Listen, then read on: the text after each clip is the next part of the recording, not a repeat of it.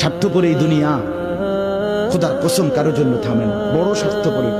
হ্যাঁ, যেদিন বাপের জানাজা পড়ে, যেদিন বাপের লাশ কবরে দাফন করে, সেদিনও বংশধর সন্তান ছেলে মেয়ে ঘন্টাখানিক 2-4 ঘন্টা কাইন্দা কাটটা হইলো, রাতের বেলা ঠিকই ভাত খায়। হ্যাঁ, পাশের ঘর থেকে খানা আনে, ওরা ঠিকই খায়। স্বার্থপর দুনিয়াতে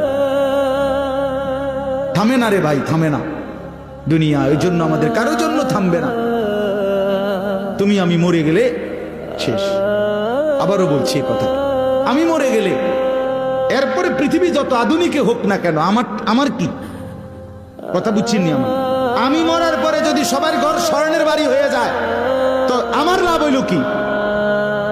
আমার মৃত্যুর পরে যদি সব মানুষ আধুনিক হইয়া সাঁদের দেশেও জায়গা, আমার ফায়দা কি? আমি তো না, আমি তো মরে গেলাম।